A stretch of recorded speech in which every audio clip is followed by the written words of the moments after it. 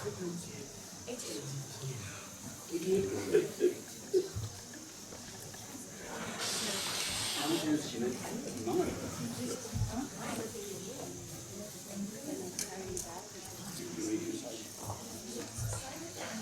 you have radios, 88.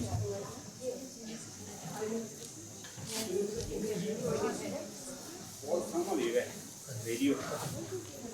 Does everybody have radio? 나. 그냥 별개념으로. 별개념으로. 얘가 저도 되는데.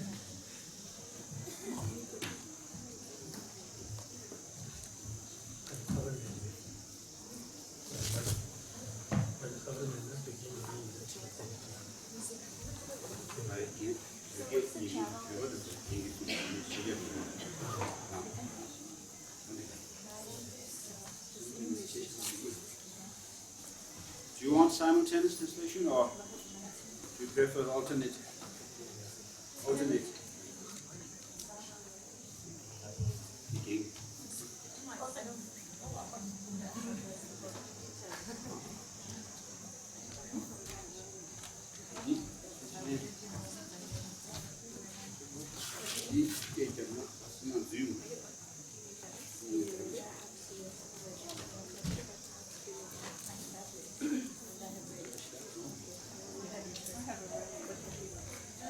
What should we do for the English translation? Should it be simultaneous?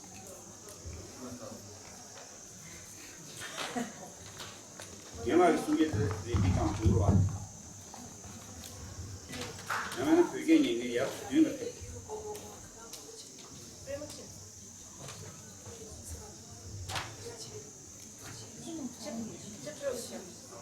그게 얘기 둘다 앞에 있는 양식을.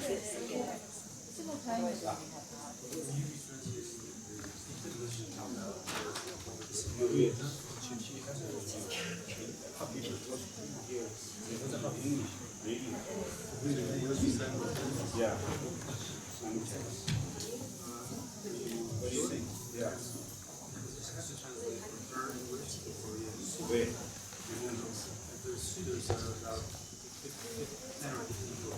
Ale. What do you need? I have a translator. I mean, she gave a translator for translator.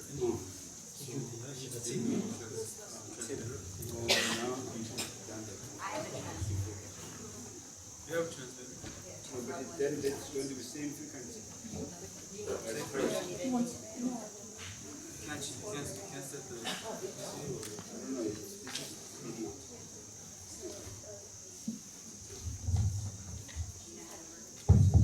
No, simultaneous membership.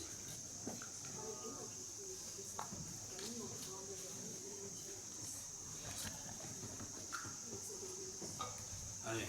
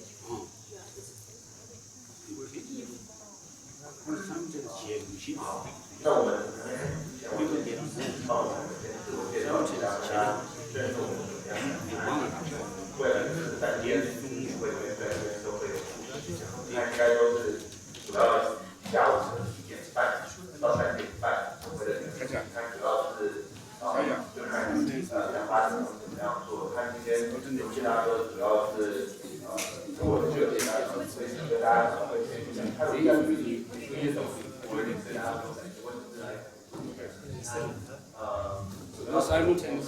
Sorry. No simultaneous translation. All simultaneous, otherwise it's going to So what's the channel? Pardon? No channel. It's going to come on the system. We're leaving out the simultaneous translation because it's disturbing.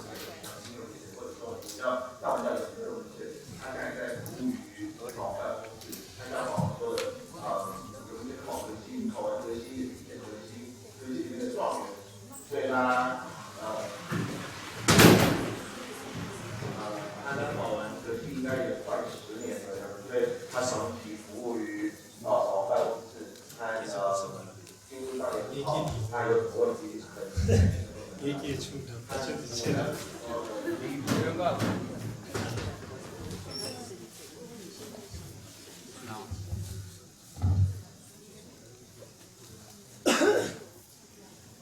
Can you hear me? Can you hear me in the back?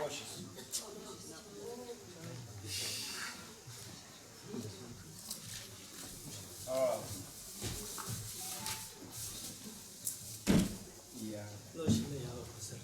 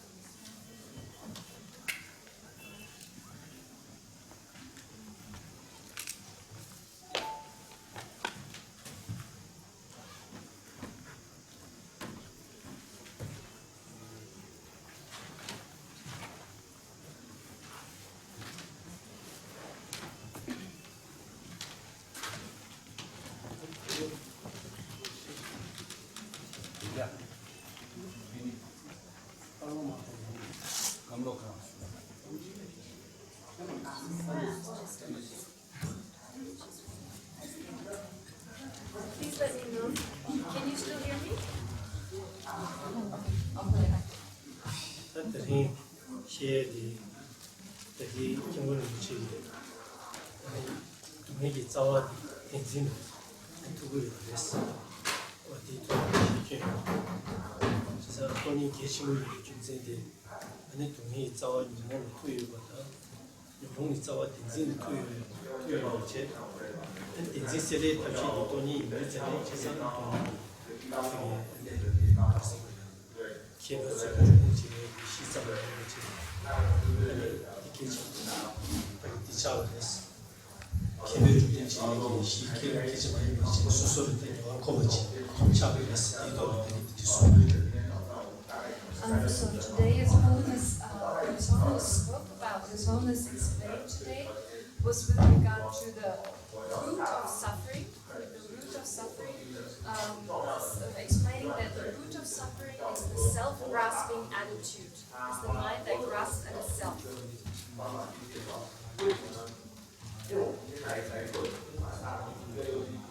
It's the mind that's grasped at itself. So with regard to, therefore, if that's the case, if the mind that grasps at the self is the root of all the problems, then it is the mind that meditates on emptiness that is important. So emptiness is important. The explanation of emptiness becomes crucial here, in the sense that the root of all the suffering are the afflictions, and the root of the afflictions in turn is this attitude, this misperception of reality, in other words, the mind that grasps at the self. So in that way it becomes the root explanation, it's kind of the root explanation. The emptiness is the kind of basis that needs to be individually everyone requires in order to be able to practice.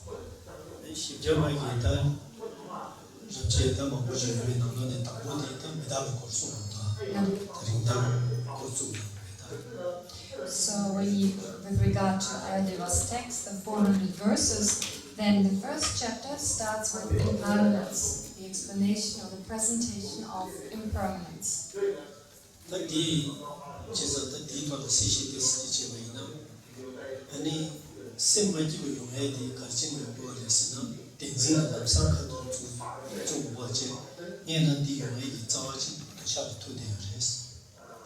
So with regard to giving some explanation with regard to this, well, unhappiness, when we talk about an unhappy state of mind, why? Where does that unhappiness come from?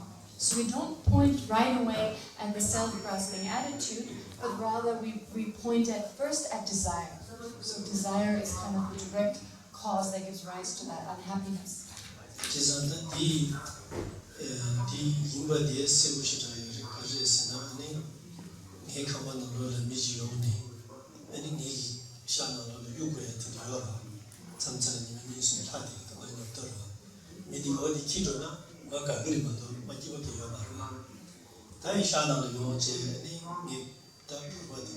tes kopto jodi kijuna tes smajiwa to habreta shana de yonje ta karjana de kan I agree kijuna ne masin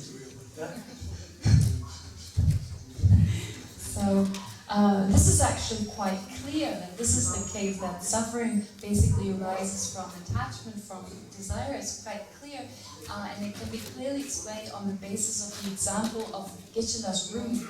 So when someone comes to Geshe-la's room and there are some things lying around, maybe some garbage, etc. So Geshe-la says, I'm lazy, there may be some garbage lying around. If this person who comes into my room takes the garbage, I'm very happy. I'll be happy they're taking away my dust, my garbage. Whereas if they take an old cup, well, I may be a little bit, displeased. I might be a little bit unhappy that they took my old cup. But if they take my most prized possession, let's take the iPad, well, then things are different. Then that's really difficult if someone takes that.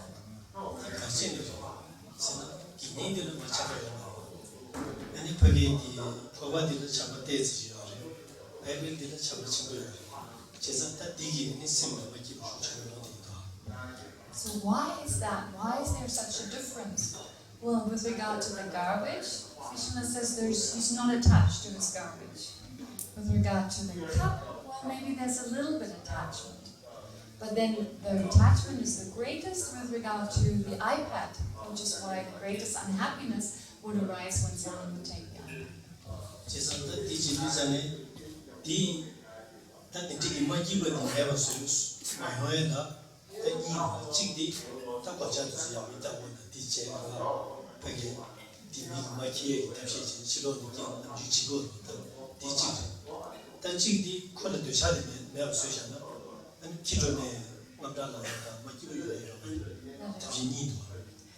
So what are the methods to avoid this unhappiness that arises as a result of someone taking one's things?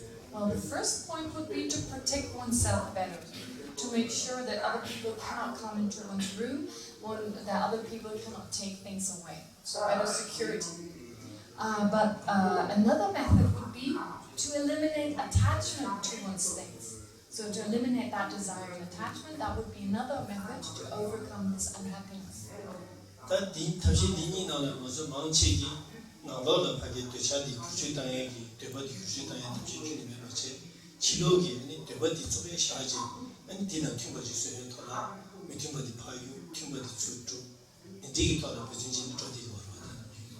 But mostly, what we mostly do is we are not really interested in changing the inside, in changing the attachment, the desire. We're not interested really in that. Instead, we try to adjust the external. We try to get rid of that which is not useful and protect that which is useful. So, or get rid of that which may be harmful and then retain that which benefits us.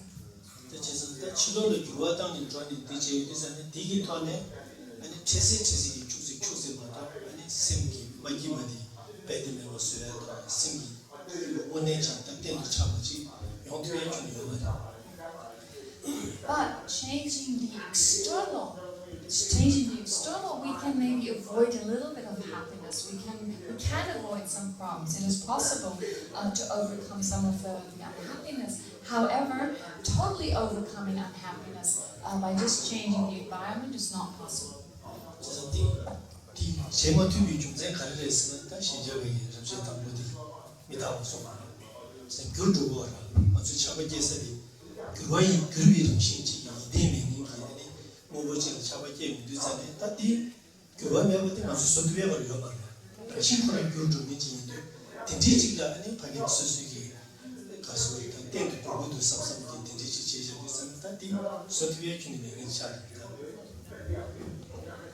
But the reason for why we cannot totally eliminate this unhappiness that arises, that still arises by changing the external environment, so that there's still unhappiness, is that, and this is explained in the first chapter of the 400 verses, is that things change, they transform, they change all the time. So that which we're attached to also changes. Which is why, therefore, since we cannot change the fact that phenomena change, therefore, we cannot really avoid unhappiness by changing the external environment. And so this overcoming unhappiness totally by just changing the external is not a possibility, it's not an option.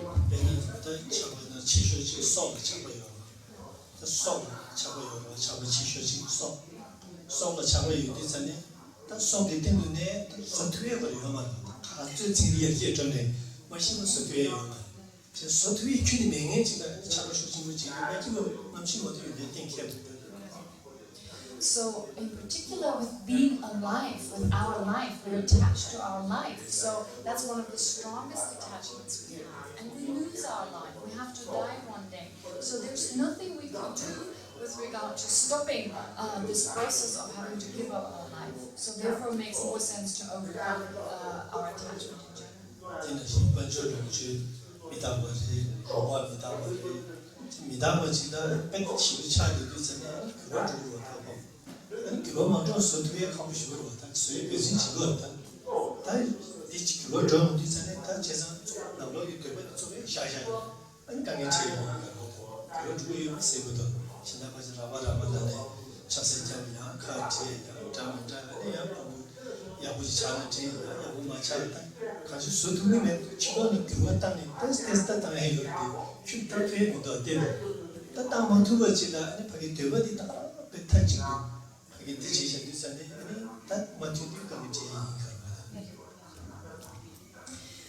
So it is because phenomena change all the time. Our possessions, for example, change. So things, everything we enjoy, etc., it keeps changing. Everything is constantly transforming and changing. So therefore, with regard to our internal kind of wishes, therefore we have to kind of adjust those. And this, of course, is quite coarse, but still, these constant changes that take place on a daily basis. So people get married, they get divorced again. Then they have children, so a child that initially starts off behaving really well may change eventually and behave badly. So there are all these little changes that take place at all times, and there's really nothing we can do to avoid that. So therefore, it would be much better if we were able to work with the actual desire which causes us trouble.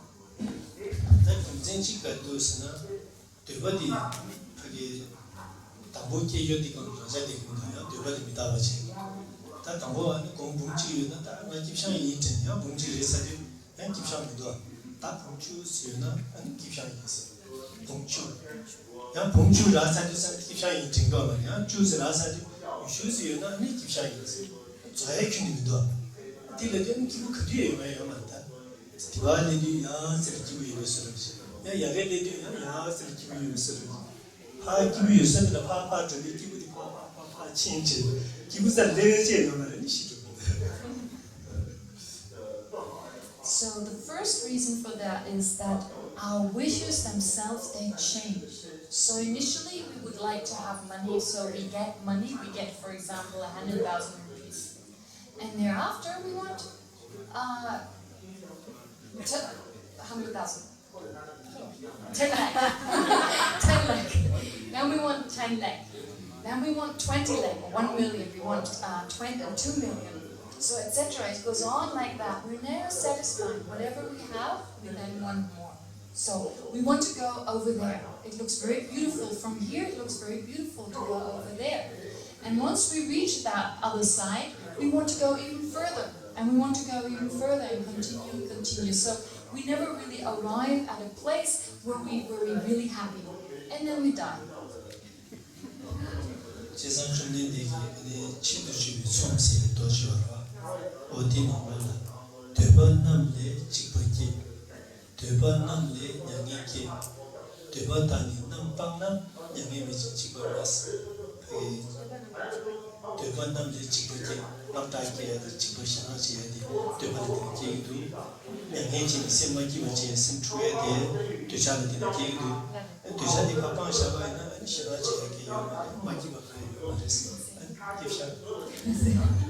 So the Buddha himself, in one of his teachings, in one scripture called the Dhammapada,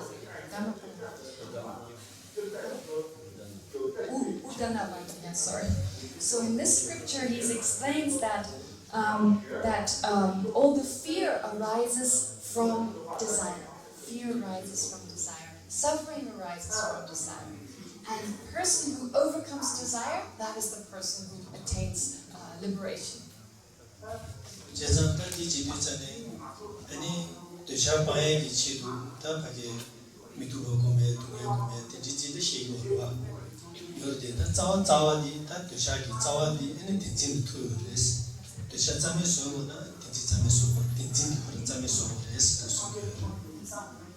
But actually, as it is explained, so usually in order to overcome these problems, etc., we need to overcome desire, attachment, and so forth. But that in turn can only happen if we overcome the self-grasping attitude. So that's where it comes down to overcoming, that is eliminating the self-grasping mind.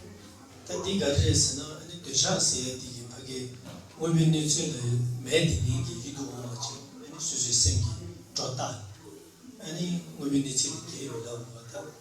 Any condo that is okay, any women the chili to just the general wedding is sink that the issue is made, it is to target to sway or that teaching child.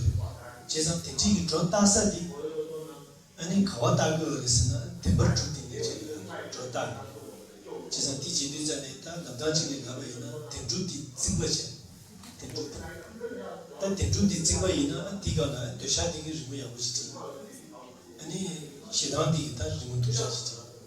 The truth is in the removed to judge team, any Makawaki, any Yabuji team, any to shadity. In a tinted to the money in the other. The same lunch is equal to and Tigana, any Chimiji and the Yabuji team, the Shaki, to judge team, the congregate. Just that the Tigi. The two is go for a young man. Women is not coming in the Mega. Singia to slam me in challenges in sheep and those. You would see someone there.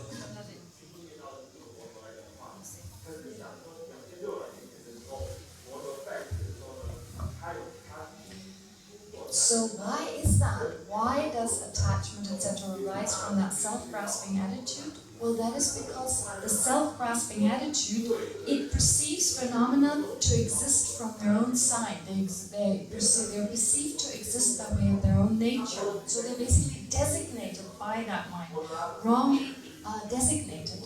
And that is in disaccordance, it's not in accordance with reality, in other words. And therefore then, this mind kind of distorting reality, it gives rise to afflictions that also distort reality, such as anger, for example, which exaggerates. It exaggerates what's actually there. So as Ms. Holmes said this morning, that we exaggerate 90% of what we perceive when we're angry is totally a projection of the mind. So in that way, the mind projects all sorts of qualities onto an object because of projecting true existence onto phenomena. So the example that I gave here is the example of a wall. So perceiving true existence is like a mental creation of a wall. So it would be like creating a wall that refers to true existence. And then you draw pictures on there. So a picture that is very ugly, that would give rise to anger. Whereas a beautiful picture, well, that would give rise to attachment.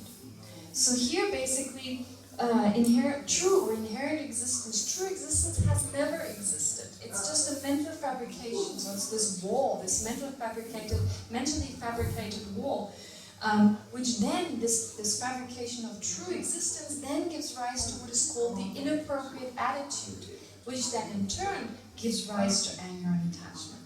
And therefore, if that wall hadn't been built by our mind, anger and so forth, the other afflictions could never arise.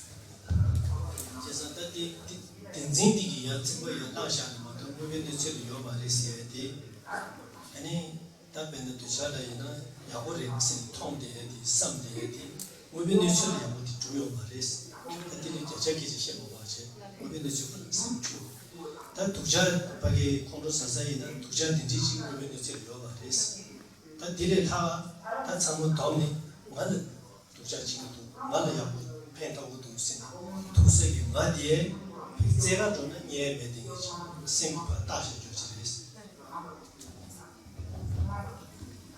So therefore, this wall was built by the self-grasping attitude, by the attitude that grasps a true existence.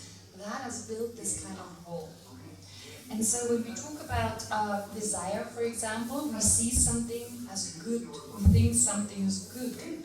So we don't need to talk about how many percentage, how much goodness there really is and how much we're projecting. Or in the case of something negative, we see something as totally negative. And then therefore, anger arises. One projects a kind of negativity onto something when there's suffering that leads to anger. And so basically this is what the mind basically produces, but this object cannot be really found that way. The way it has been fabricated by the mind, it cannot be found. 이 생기 다당디 다비 토네 저기 저와 제당디 네디 데모지 통스 지비는 나 지금 쉬다가 있었지. 지비는 가진 통스는 이제 미리 자자지 얘기 뒤에도 기본에 아니 본인도 아주 술도 선거스 샤샤 선거스 샤샤 아니 탑 소개제 팀 무슨 시고는 저는 답들게 제가 디케게 쉐샤도 본인이 다 자기제다 미시다 보고 얘는 얘지 또 동장을 때마다만 이제 탑 스타일로 디제를 찍고 찍게 제가 안샤도 저도 아직도 이 동구요 말에 그게 너무 이거 무슨 동구요인데 인민이 미치나다 그게 깨들 때문에 다시 투에지를 나와 샤지 저를 디나 시레스 이제 디투자 디야부도 세사 이제 딱 시다 주제에 야부도 나가죠 주제에 야부도 챙기는 야부시 통대 말에 문에 말했어 So basically, whatever we perceive due to the anger and the aversion, or at that time of anger and aversion, it's just designated by the mind. It's not truly there. And an example Geshe-la gave was an example that that he found on some kind of TV program. I think it's Hidden Camera or something. It's called Hidden Camera, right? People make fun of other people. So what they did was they put a sound box somewhere that made a sound as if someone banged their head against a glass window. And there were two girls, and as they were walking, the first girl kind of kept stuck like that, as if she hit her head on a glass wall. And there was a sound at the same time. And then the next person, they were all part of this trick. Then the next person came, and again, when she reached that point, she kind of pretended she hit her head, and there was this sound. And then the other people who were not part of this trick, they didn't dare to walk, because they thought there was a wall, there was some kind of glass that they couldn't see. So actually, they were able to see the space, the empty space in front of them, and nonetheless, they didn't trust what they perceived, because they heard the sound of someone banging their head. So likewise here, when we say good and bad, that is like similar to this idea of like perceiving a glass wall or perceiving a huge piece of glass. So this is similar to this projection of the mind.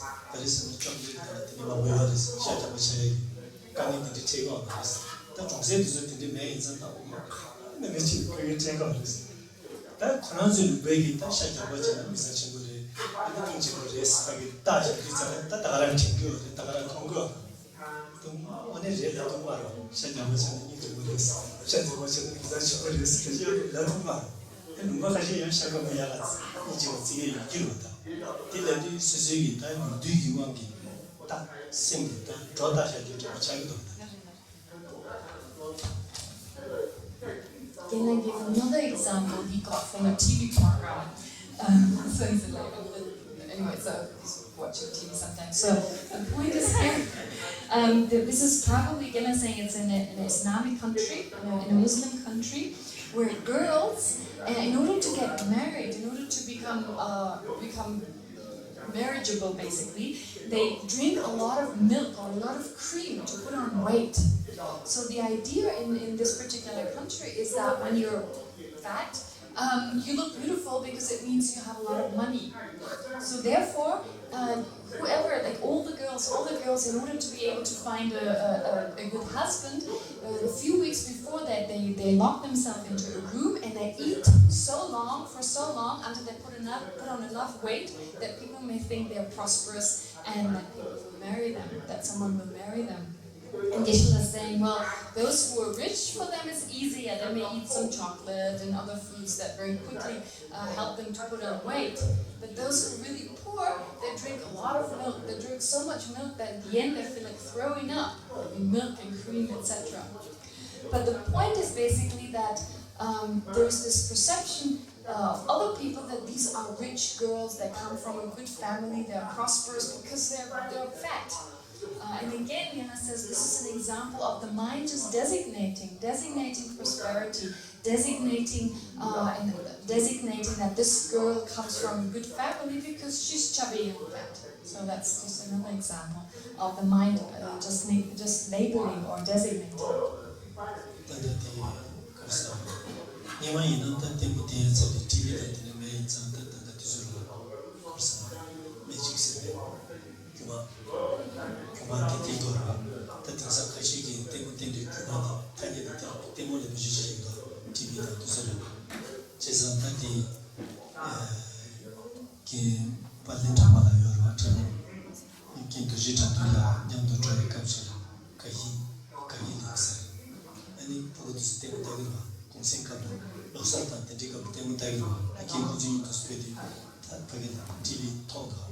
TV no TV tende usara munjo ta gengi kuma suwa te mutsuye da kuma ne shiro ta cheto kuma ne shiro ta nyu ki kenza kumachi so this big kendo jitu kwa no shibushi some pesos this temu ta samsung TV so ranking kalko. So before the time when there was TV in the world, before there was TV, you had like magicians and magical appearances that kept people entertained. So kind of performers, if you like. And nowadays, in Tibetan society, some people call TV, the television, call the television itself like a magical appearance or something magical, like a magician-like appearance. So at one point, one great master from Drupal named Geshe Panitawa, he was walking during Losa, and he was with one of his students, Geshe Drosdamden, and at that time the monks were watching TV. And Geshe Panitawa, he looked through the window and saw the TV, which was showing a TV. There was a TV within the TV. And Geshe Panitawa says, oh, how strange. A magical appearance and a magical appearance. And there's another magical appearance. So Geshe Drosdamden said this was very helpful for him. This kind of utterance, this remark that Geshe Panitawa made was very helpful for Geshe Drosdamden. This idea that everything is just like a magical illusion. Everything is like magical illusion-like. And so in this case being the TV showing another TV, etc. If you have any questions, please go ahead and ask your questions. You could bring them forth in a written form if you prefer, or you can speak loud. But you may have to come forward to use the microphone.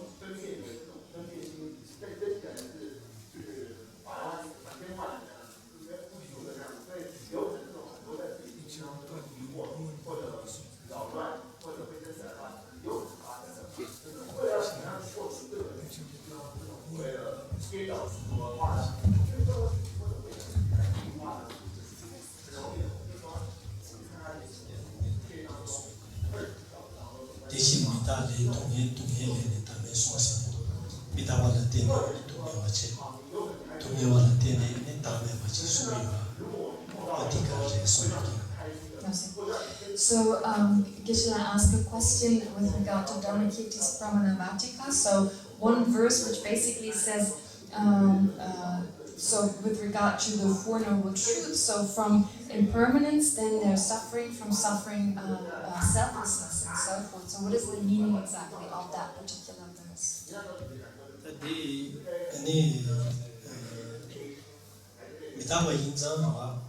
Midaba Yinzan to never is that the Sunay Dilla any Tinchargatu. Midaba Yina to ne Ingoribesana Comares. Wana any Midaba Yinzan to never is Sunay the Carresana, Midaba Suta Kurojoche.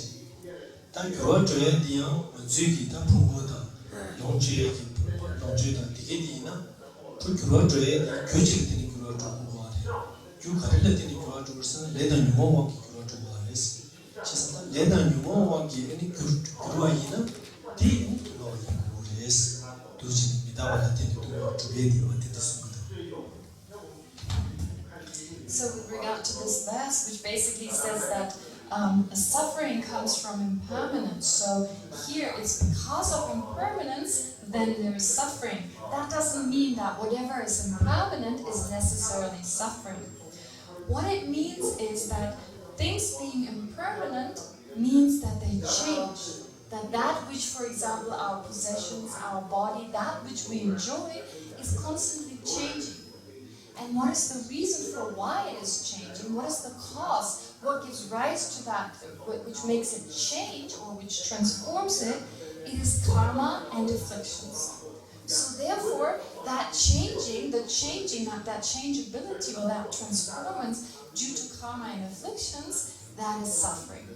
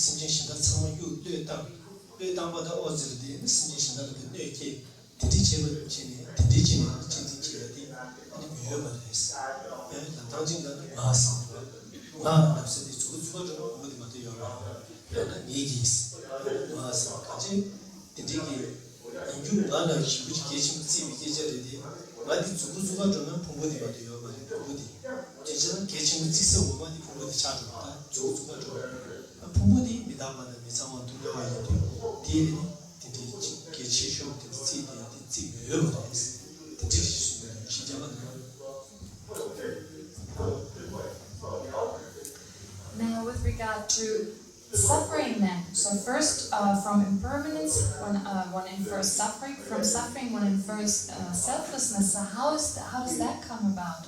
Well, the way it is explained in this verse, in this text here, the 400 verses, is that it is not suitable. It's actually not appropriate to perceive a self the way our mind perceives it. Because with regard to desire, for example, attachment and desire, having external material objects, for instance, one generates attachment towards them. So that attachment is because of attachment to the self. So it's attachment to the self which leads to our attachment in general. So what is that self we're attached to? Well, really, when you point at that, if you want to point at the thing that we're attached to, it is really the five aggregates. In other words, the body and the mind. When the object of attachment, it comes down to the physical, psychophysical aggregate of body and mind. So these aggregates, they are first of all in nature of impermanence. They're impermanent and they're in the nature of suffering. And from there arises the sense of I, this is mine, or I. So due to our perception of the aggregates, which are impermanent in the nature of suffering, we let go of others' happiness, which is actually not too bad in comparison to actually harming others for the sake of our own happiness. So either we let go of others' happiness, we are different towards it, or we harm others. So this is not appropriate. This is totally inappropriate. So with regard to the sense of the self, it actually comes down only to the aggregates, to the mind and body. That's what we're actually looking at. That's what we're grasping at. It is those aggregates, which are basically impure. They're not in the nature of happiness. They're in the nature of suffering, and they're impermanent. So this kind of holding onto the self is inappropriate. And so that is the explanation with regard to the 400 verses.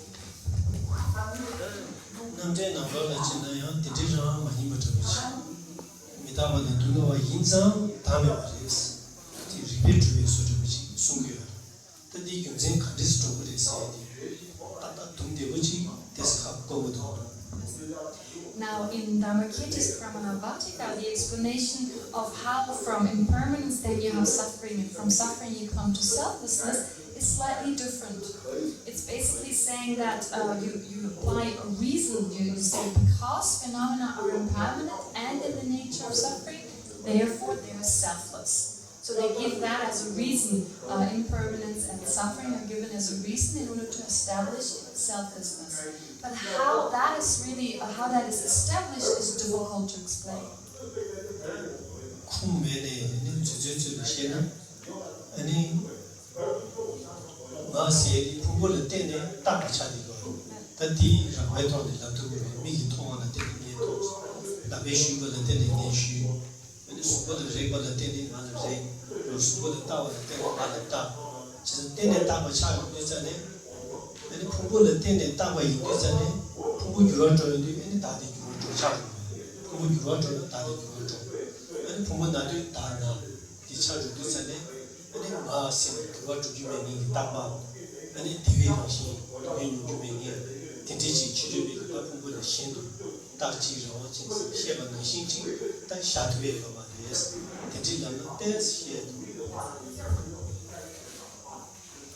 So without actually citing a source text here, Genlet provides more of a rough explanation with regard to the presentation of the Pramanabatika. So basically here we say that the self is designated on the basis of the aggregates. So when you look, for example, let's take the body. When you look at the body, you say, you look at the person, you look at the self. If someone looks at my body, then they look at me.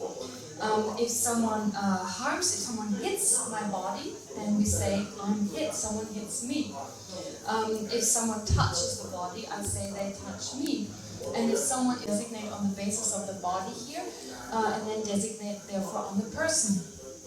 So in that sense, we say that if the body changes, therefore the person changes. If the body is sick, the person is sick. So everything is designated upon the basis of the body. And such a body is not permanent. It is not in the nature of happiness. In other words, it doesn't continuously experience happiness, but experience suffering. And it's separate from the body. It's not separate from the body. So therefore, it's basically saying that there is no permanent, independent self. So this explanation can be given with regard to this, with regard to the explanation of the lack of the permanent, heartless independence.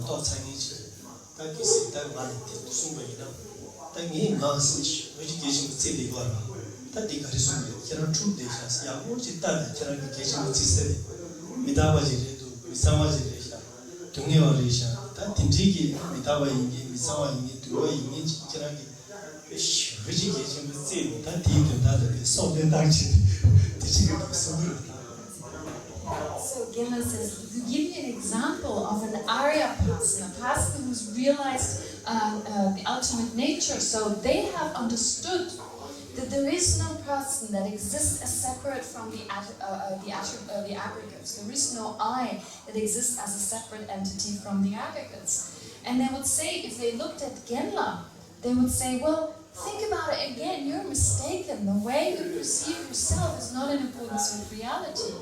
Actually, your body, your I is impermanent. It is in the nature of impurity and it's in the nature of suffering. So you consider this I to be so important, you would even sacrifice your life for it. So just become aware how you're actually mistaken and how you would give up your life for something that doesn't exist.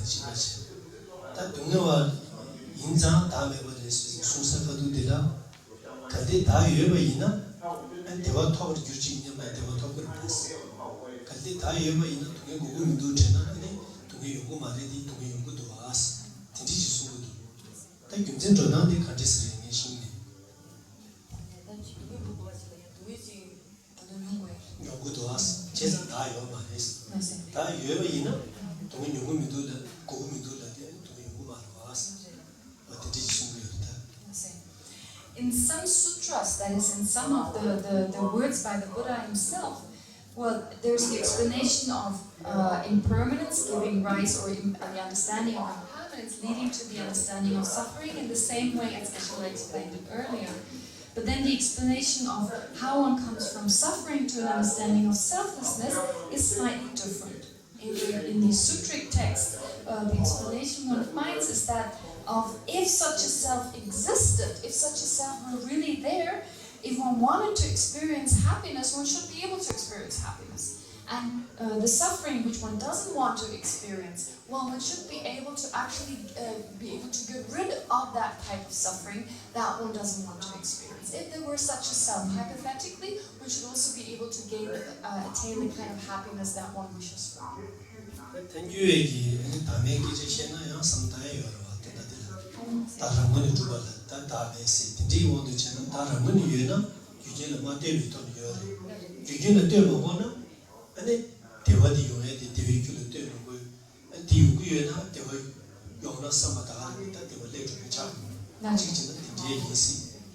So the meaning of the explanation Genla just gave from the point of view of the Madhyamika Prasangika, it makes sense in the sense that if there were an inherently existent I, if there were an I that exists from its own side, that exists objectively, then it does not depend on causes and conditions. It exists independently and therefore does not depend on causes and conditions.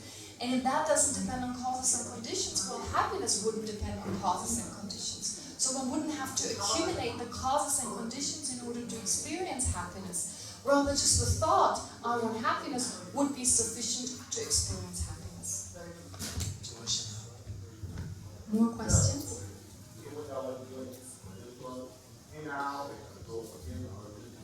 You can also write them down and pass them to the front.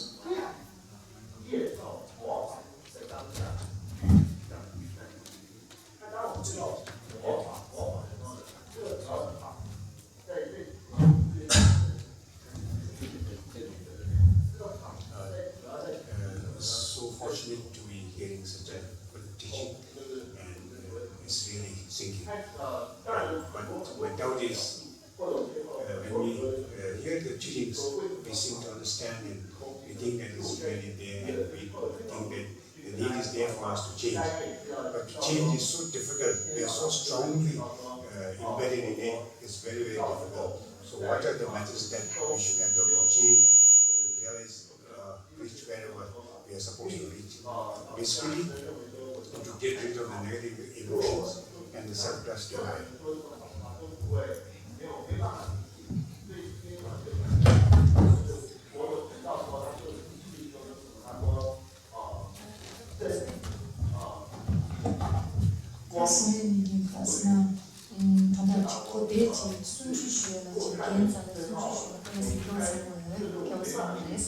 아니 양지 고간지시 가르스나 다지 순추슈주 잠발라 다지 수수물리지 칼로 다수 삼루디 교왔던 거라서 그래서 주문한 거라서 다지 문은 생각해 잘 가면 아직 그거래서 내가 상상이 돌아 이나야 다이지 문은 그거 다야 요나다 수수 삼루 다야 그래서 교와 다야 하면서 칼라하고 가서 무슨 공시도 슈처 뭐 인상 하고 그래서 아마 간지시야 가르스나 다 타만 가리기 더는 소소지 삼롱에 받아서 진행해서 그래서 아니지 교화도 돼야 되나 아니 뽕도 안 돼서 아니 가리기 더는 담에도 타만 가리기 더는 아시 이제 겪고도 어디서 소소지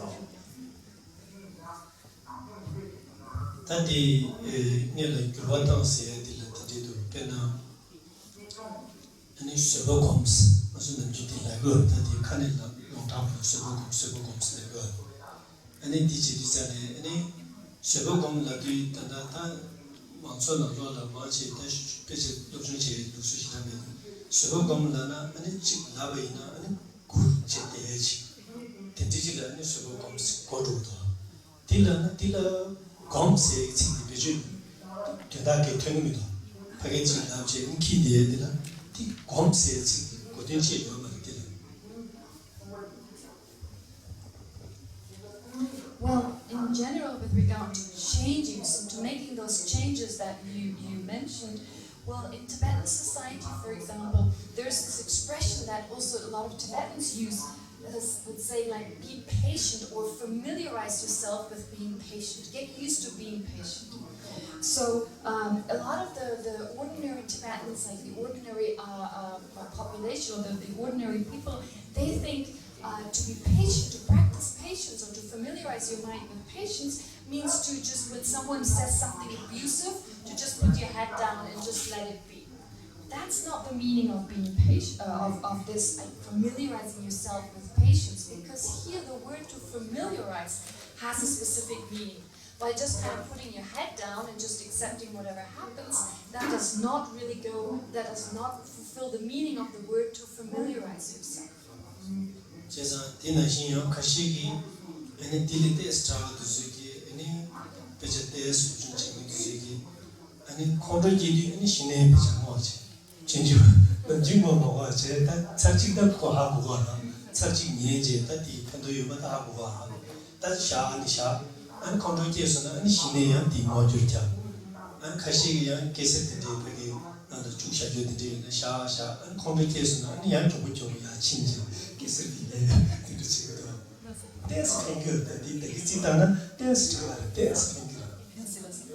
So also, therefore, well, basically, Gela is saying we need to really make an effort here and bring about some change. And there are some people who do this, which is a little better to the initial example of some people who get angry, for example, but only when they get angry, then they take Shantideva's Bodhisattva way of life and quickly check what to do in order to overcome the anger. Usually they don't feel this is necessary, but when there's anger, they quickly apply that. Or at other times, in terms of getting angry, or in other occasions, they apply the antidotes only. I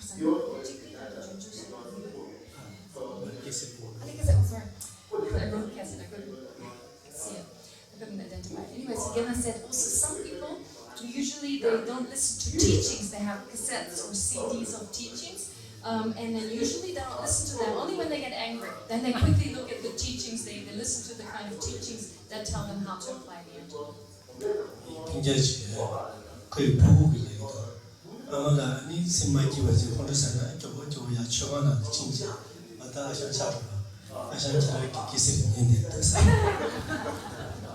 So Gela has a relative, so his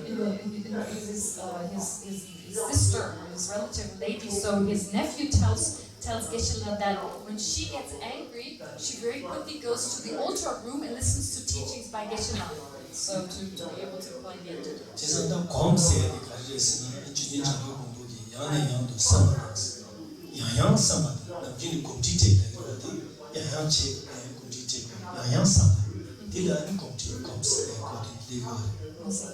So with regard to familiarizing your mind, it means means to think again and again. So how Manjushri explains the word gom, or familiarize, meditate, familiarize, it means to again and again think about something.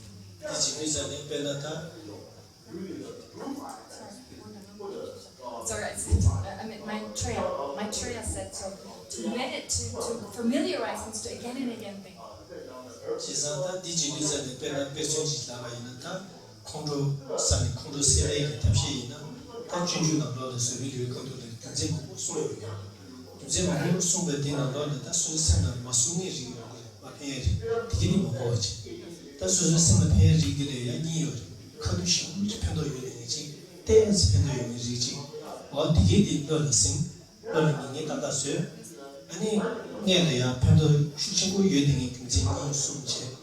And teacher the Pendoshita being India, Yam to Chevaina, the Robot Chigrid, or the Shulisha, that you then out to Chavina, Tiber and Yamache, and in Benata, Conrad Kunzina, you become you become the Children, and Shogay Chicksam, and that soon to Chevina, Shogay Chicksam, Ningu Chicksam, Konda Chicksam, and it is Zimena, Shogay Chicksam, Konda Chicksam. And in addition, the Malay to Para Paradile, indigenous, Kyozitin, Rene Pagi, Tehedu in indigenous Sabaji, teacher in Sugar, shoot the Lagma. Shanti Paradil, Dictionary, Sugar, Kondali Kundaji, shoots larger. Or the teaching in the Samatan Alingela, Yundukija machine, the children in the teacher become like imagine the Yusushi, or the teacher, Kudaji is the Gromusu. And Kuji reading in the Dina, Kotoa, but now I'm to the Magadina, Tara, Chili, Kudaji, Santana, and Chimakoshi Tada. You go Pukajin to Sar. Just what the teaching comes in the day. Just that they should be any that consider the Majasa and the cousin Tuzumi that the Takinyaman Shimo Buche, and you do the tissue and lava, choose the Chandina. The young Joe, she got here to send it, the digital children. And she just on that Sana, she lives the table. Catching comes in the day. Then she was shining new Kari and Sana.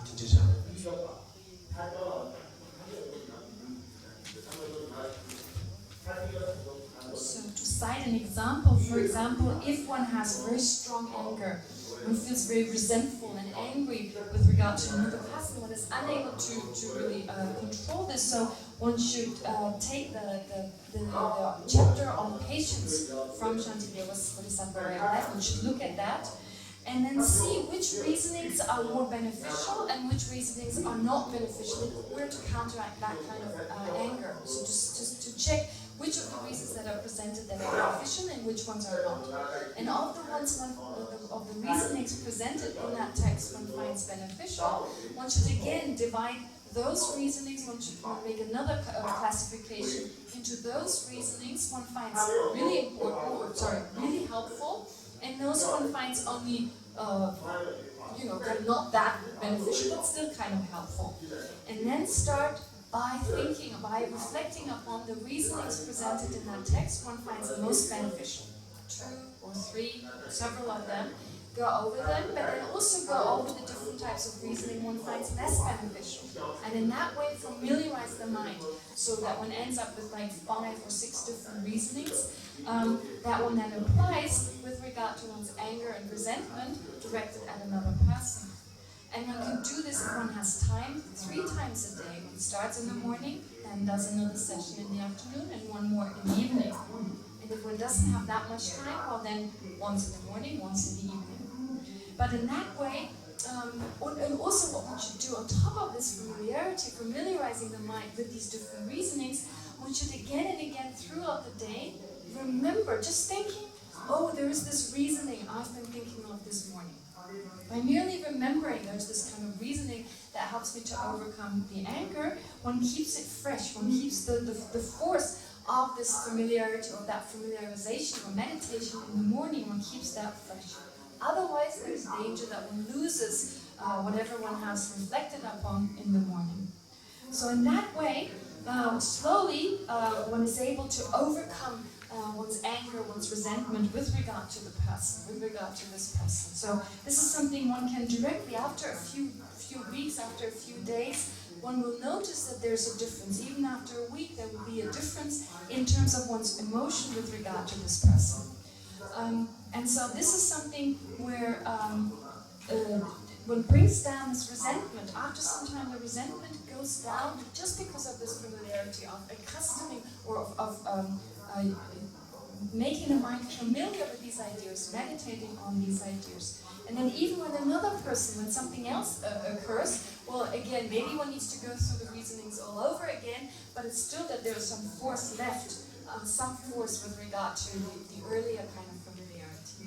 So this is the way to go about familiarizing oneself with patience, and the same kind of method can also be applied with respect to overcoming attachment and desire. And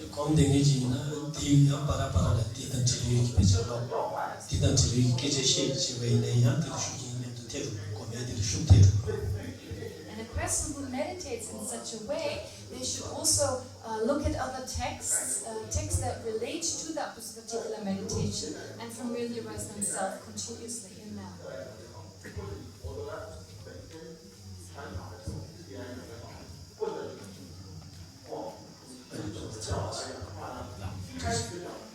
제자다 디지디자네 아니 갈라오래 전주세만은 신차에들라고 요바래 그리고 시주 거거든요 테마 이머진 테스트 제딩인지나 이모카시는 그거한테 되게. So Vyana is saying it's of course very difficult to become a bodhisattva. I mean, to become a bodhisattva takes a long time, it is difficult. But to practice in the way Vyana just described and do this a little bit on a daily basis, there will definitely be some change.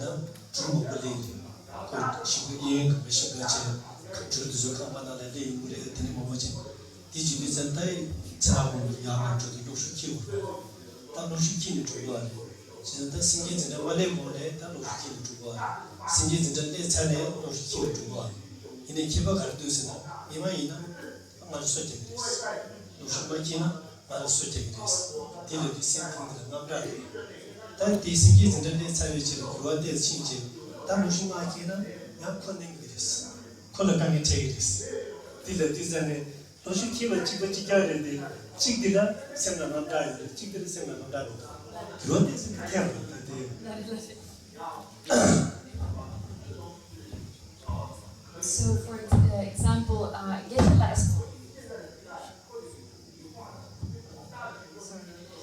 for example, Geshe-la, as part of his Geshe studies, in the third year of the study of the Prajnaparamita Sutras, he studied the topic of bodhicitta. So when you study this with your classmates, together with your classmates, you receive classes on this topic, you debate this topic, you take exams on the topic. And so, actually, of course, it's very difficult, just on the basis of the study of debating, etc., this particular topic, to bring forth great changes. But small changes did take place. So one example Gyana cited was when he was studying. Of course, nowadays in Drupal there are a lot of buildings now. But when he was studying, there were a lot fewer buildings in South India, where there's Drupal monastery. And there were a lot of snakes because of the surrounding fields. The snakes would come onto the compound, and at night, when the monks walked back and forth to their rooms or to the debate ground, they would carry a torch. But before Geshe-la said they studied about bodhicitta, they carried a torch because they were scared that the snakes would bite them. Afterwards, after they studied bodhicitta, they carried a torch, but this time they were fearful they would step on them. So therefore, there was a difference. Well, in both cases, they carried a torch. There was no difference with regard to the fact that they carried a torch. But the difference was in the first case they were scared of being bitten, and in the second case they weren't.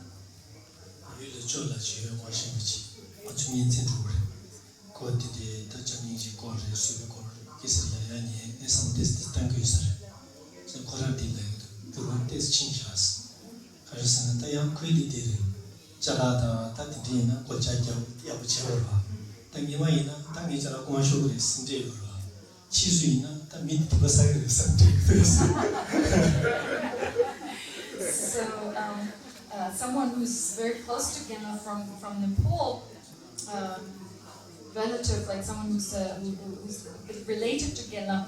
So this person also practiced patience. They also engaged in the practice of patience. And this person said that afterwards he felt there was some change after having familiarized himself with patience, having meditated on that. And the change was that previously to practicing, he used to lock his things away because he was fearful that people would take it. Now, after he had practiced for some time, he still locked them away because he was fearful other people accumulated negativity by stealing them.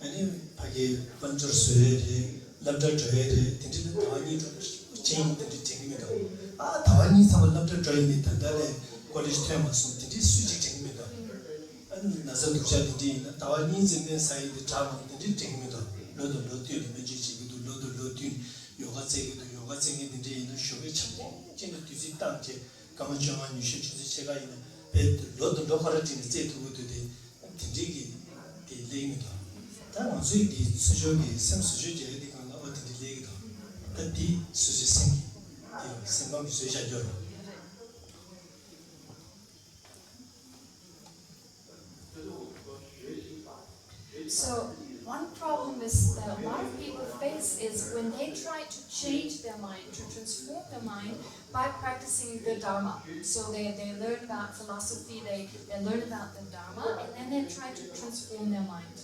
So they may do a session of meditation in the morning, 1 hour, 1 hour in the evening, so they may meditate 2 hours every day. And then after 1 month, when they check, they may not perceive any change. They come to the conclusion, well, there's really no change after 1 month, nothing happened.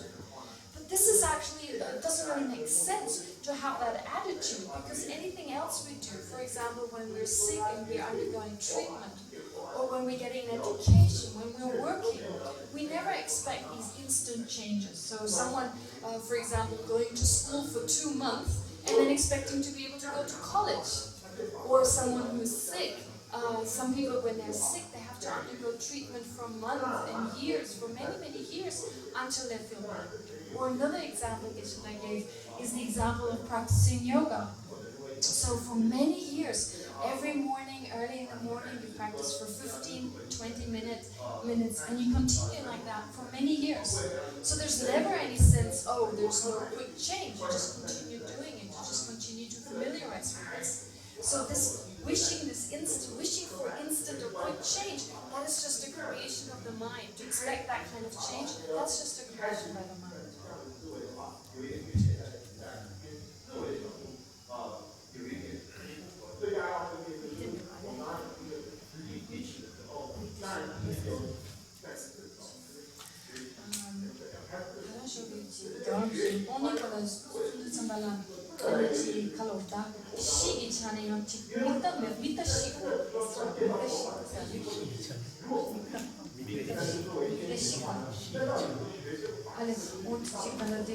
Reference point like that.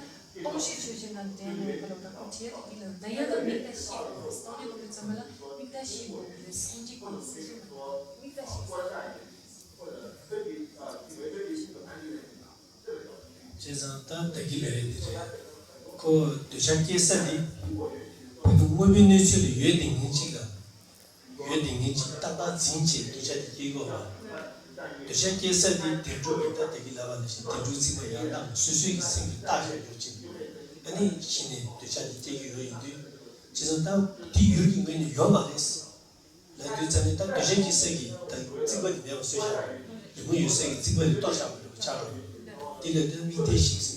论带色的，第一是组织设计了，第二活动，第都相当是，第一是组织设计因为呢，像第那个嘛的是，他最主的在那，他这些介绍，好给我的，反正通过人改变，他可以明白的，他给对象呢，相当于他给明白的，那么这个家长清楚了的明白了。So here, the question.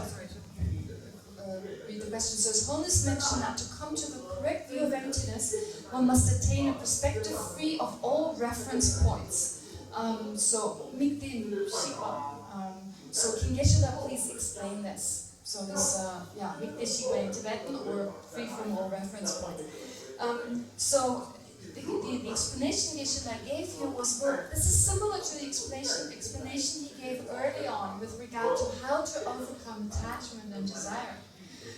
In the sense that it is our misperception of reality, of perceiving phenomena to exist from their own side, existing in actuality or by way of their own nature, that sense of true existence which we impute onto phenomena.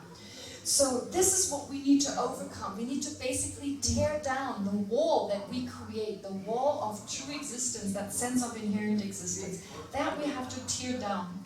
And that basically means to lose this referent object, which is basically the object of inherent existence, the object of true objective existence. That is the reference point we need to lose, because our attachment, our anger, our afflictions hold on to something truly existent, some truly existent object. So it's that object. We need to understand the lack of such an object. So basically there's nothing left for the attachment, for the afflictions to hold on to.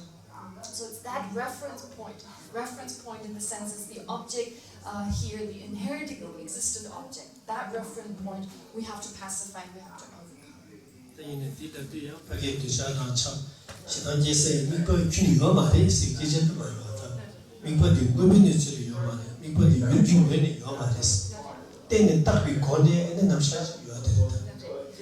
when we say the reference point that we perceive, or that is the reference point for our anger and attachment, we're not saying that the object doesn't exist at all. It's not saying that it's totally non-existent.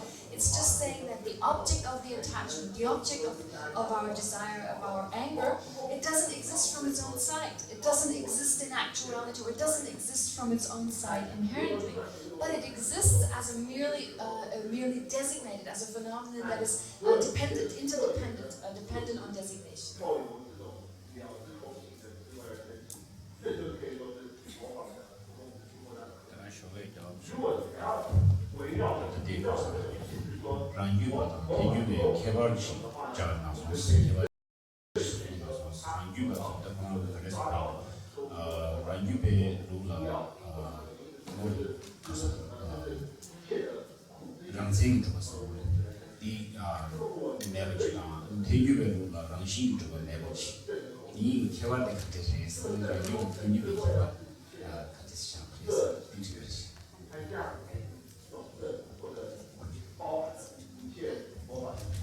So, His Holiness mentioned today the Madhyamika Svatantrika, that from the point of view of the Madhyamika Svatantrika, that they say if things have some objective existence, change this question a little bit to make it so that makes more sense. So some objective existence, and the Prasangika claims that there's nothing has inherent existence. Could you please explain the difference between true existence that the Svatantrika assert and inherent existence of the Sautantrika, the lower school? The difference between Prasangika and Svatantrika Madhyamika.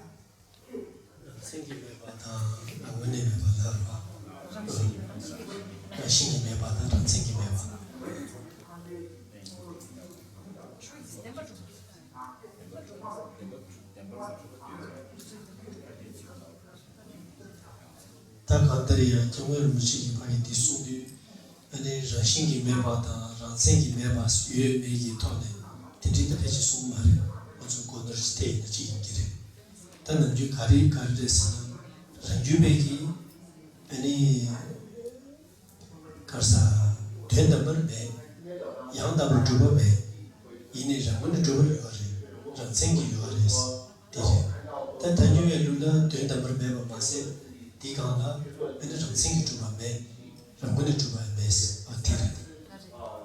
So there was a mistake this person made. They wrote that the South Tantrika accepts true existence, but that's not true. So Yenten Savala changed it a little bit. And in accordance with the explanation with this change, then Geshe-la's response is that when we talk about these two philosophical systems here, lack of inherent existence or lack of existence by way of its own characteristics, from the point of view of the Prasangika school, they are the same. Now, the Svatantrika, the Madhyamika Svatantrika school, they would say that nothing exists ultimately. Nothing exists truly. Nothing exists correctly. Yeah, perfectly. Nothing exists correctly or perfectly or ultimately or truly. Or absolutely, yes. However, from the point of view, so they still say that phenomena exist inherently. They still say that phenomena exist from their own side and by way of their own characteristics. So that is the view of the Svatantrika. From the point of view of the Prasangika, Madhyamika Prasangika, they say not only in the same way as the Svatantrika would say, do phenomena not exist ultimately? Do they not exist absolutely? Do they not exist perfectly? Do they not exist truly? On top of that, they also do not exist inherently, and they do not exist by way of their own characteristics. Umetawa ko page tenjue no ko zuye di ko ruju ki DJ la shigyapa singi papala je digi di uma ba samai ki di DJ la lebe sangi changi ta ko ruju tsawa shi ti ta zomni di la ne DJ la lebe li dinji ta ba zomni lebe sangi changi su sha ka she na ka ba ja ya ka ba ja sha yo di pa le ta wa ta ba ki ni ta ba zomni di ya di la le ja shi do che ne ta jo So the difference between the Madhyamika Prasangika and Madhyamika Svatantrika, how did this come about? Well, first of all, after the Buddha, it was Nagarjuna who presented the view of the Madhyamika. And he was followed by his disciple, Aryadeva, so the person who, the master who also composed this text of the 400 verses. And then Nagarjuna and Aryadeva, they were followed by Buddha Palita. Now, Buddha Palita, he wrote a commentary on the text by Nagarjuna, and then afterwards there was a great scholar called Bhavaviveka. Bhavaviveka criticized some of the comments, some of the explanations that Buddha Palita gave. And after Bhavaviveka, Chandrakirti looked at this criticism set forth by Bhavaviveka and corrected that and said this is not correct, these criticisms were not correct. So in that way, by way of that kind of step-by-step kind of evolvement of different texts, those two schools developed, or those two schools crystallized out of the Buddhist teachings, the Madhyamika Svatantrika and the Madhyamika Prasangika. Digi pagi kuranzu sungi paragi, ani ta kas nota lavorada. O dito le shinju cheni ta kaje begi keba mambuji tawa chara yomaris. Ko kan ta tishi jakran chi ta tani shana ki kejele mado tawa chara yomaris sungi mabuyusere. So, by way of examining those three here, so Buddha Palita, Bhavaviveka, and Chandrakirti, their kind of exchange, their kind of one criticizing the other, etc. From that, some Buddhist scholars, some Tibetan scholars, they took these writings by these masters and came to the conclusion that there's no difference between the Svatantrika and the Prasangika from the point of view of the view. That there's no coarser or subtler view with regard to those two. That just their explanations differ slightly. The vocabulary that they use slightly differs. So some Tibetan Buddhist scholars held this particular view. 이 용거에 치코는 하장이 싸고 유사만 tenjuada tenju pada dawata be shunda lube didi ji shumbara chigira shisha gira chigira shimba tindis shiji yusamare 다 제일 먼저 뒤수에 뒤용자들 저밖에 좋다는데 뒤는 신주 팀치만나 대대 신신 되는 먹벌이야 신주나 밖에 같이 숨도 되는 간에 숨 신주야 진단에 이 신에 뒤에 다와 잘 유버디 다 제일 먼저 숨거 So actually, from the point of view of the words, so when you look at the texts, in particular here, Baba Viveka and Chandrakiji, so the words that they use here, there's not that much difference really, like when talking about the lack of inherent existence, etc. So therefore, this is the kind of conclusion, as mentioned earlier, that there's no difference in terms of the view that some scholars came to. But then Lama Tsongkhapa himself, he examined the writings of those two masters even further. And he also took other writings into consideration and basically came to the conclusion that the Svatantrika Madhyamika and the Prasangika Madhyamika, that they differ also from the point of view of the ultimate view, that one asserts a coarser view and one asserts a subtle view of it. This chabuzi is the Kanedi. Jason Lucidin Lena, Tibun Lucidin Lena, very much and I can't talk about which is like Kimishu. And then Korangi, the Matishion, the Tinano, the Chimachin Kotsu, Hashima, the Yomares, the Sungi Kunchi, Tinano, the Chicken, when it's Chazan Kotsu. Just that younger Ruchi is Zawashi, Zashi Chingi tea, King of Medicine could do the seven. Just that deal with you ever machine could do the soul. And then King of Medicine could do the and Zawashi TV come cheaper. Harvard Dika to Canadian, they do cause same issue with Shonsons. The Sundu Sane, Pecheta, and the share your Tapu, you are saying, Dita came to Medicine community, couldn't to the joint. Dika to the little, but cause same issue with Shonsons. Saying that the Shonsa did Tevin, Zashi Tina, but that did and the Pujito, or the shooter good.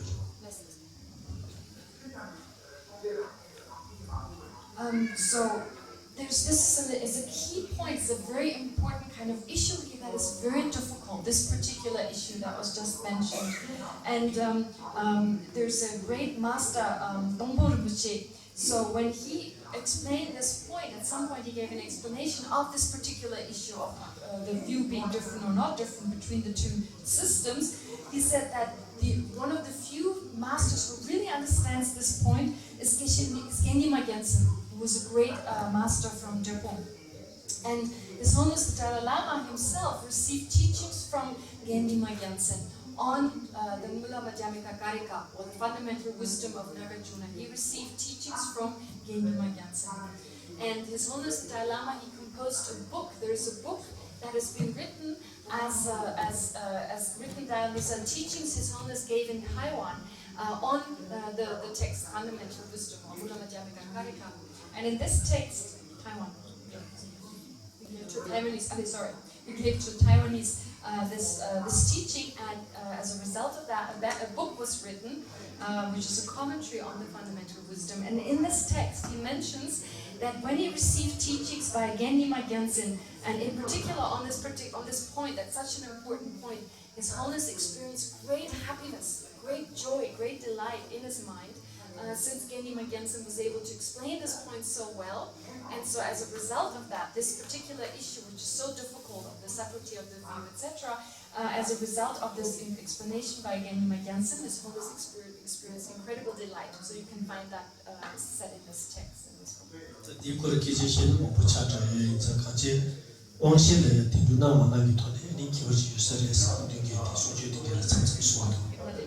So it would take too long to give more extensive explanation, but to add one more fact, or one more point, is that also to sense perception, there is an appearance of true existence. So to our sense consciousness, phenomena appear to exist truly. So there's a difference also from the point of view of appearing and not appearing. So they can appear to our sense consciousnesses, but they may also not appear. So there's two cases, appearing and not appearing. More questions? I have more questions.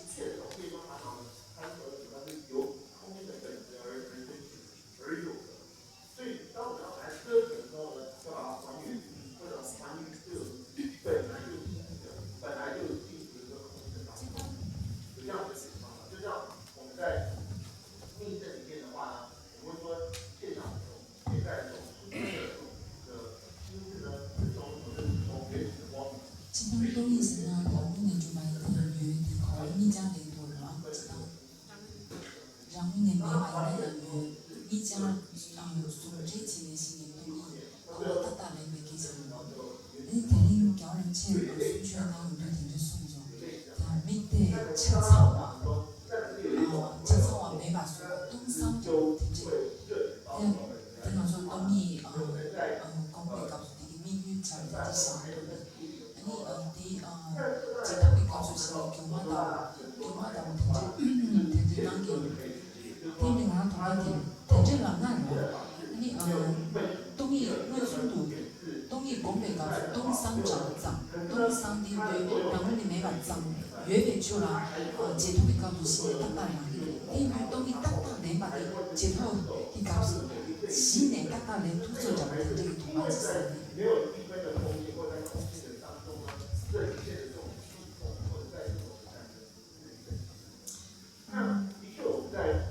So her question is with regard to what is Holden. No, usually the question is, usually it is explained that in order to realize emptiness, in order to realize the ultimate view, not only do you need to realize that phenomena do not exist from their own side, but you also have to realize that they do exist. So they don't exist from their own side, but they do exist. So in this kind of union, the two having to come together. But then Ms. Holland spoke about, Ms. Holland today gave the explanation of the reference point having to totally disappear. That there needs to be like just this emptiness, just this sense of emptiness, without any kind of reference point here. And so it's just this emptiness that you realize, for example, when you're in the meditative absorption, there's just emptiness. And then thereafter, you arise from the meditative equipoise, and in the subsequent attainment stage, during that subsequent attainment stage, phenomena appear as if magical illusion-like. You have a magical illusion-like appearance of phenomena. So it almost seems, her question is therefore, it seems that your realization of emptiness is only complete once you have that subsequent attainment state, because during the direct perception of emptiness, all you realize is emptiness, but since usually it's explained that you need both, not only a sense and understanding of emptiness, but also an understanding that phenomena, although they're empty, they exist.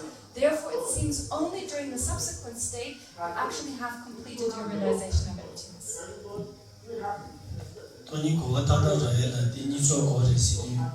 你说的对劲的过来，弟弟给这个嘛了，干嘛经常的过来，干嘛你那过来，弟弟给这个嘛了，这趟过来是，第二笔就在那这是呢，人们的买是给这的买没讨呢，原本讲写着呢，那人们的买不买应该原本加着了，第这个嘛这是，然后原写的买没讨呢，那人们的买讲写不一呢，俺的原本买应该人们的买不加着，他买不加着了，第这个嘛这是。就是原本写的下个团的，人们的买是一起，然后原来的人们的买不写的下个团的原是一起，但第那对牛的结果也给不到，人们的原本到差的，第二的蛮对的团的，人们的买是什么当呢？第一做和那个的，然后人们的买是一个数的原本第二蛮对的团的，俺的原是给这个业务的第二做和那个的。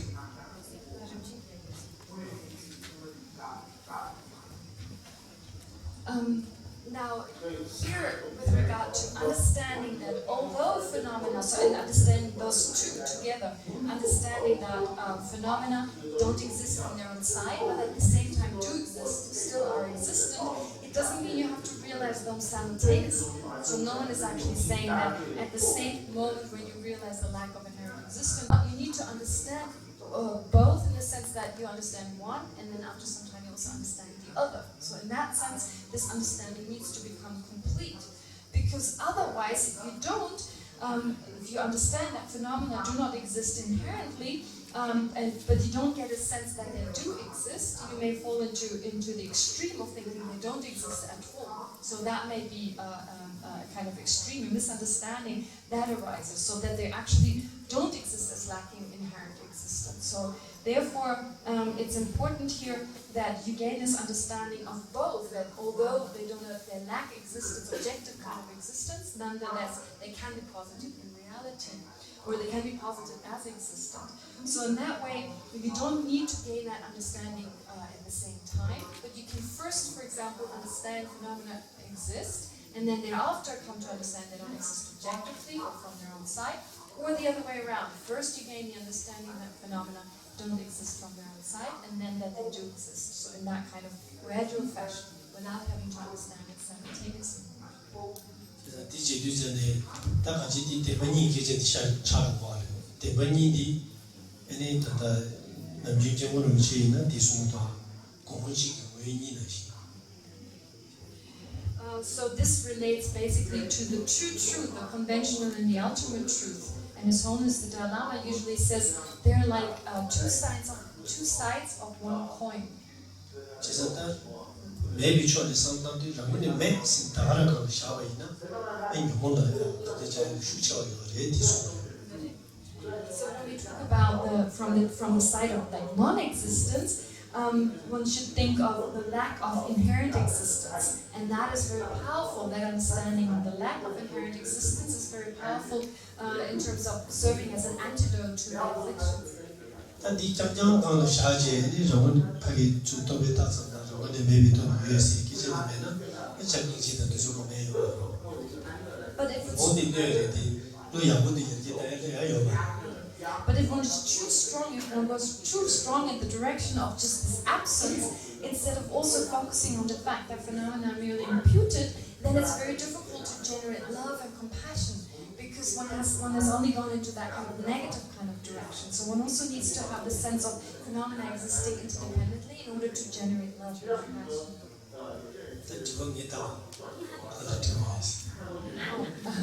Vishnu said he will ask you a question, but then he realized the gentleman there has a question, so please go ahead and ask it.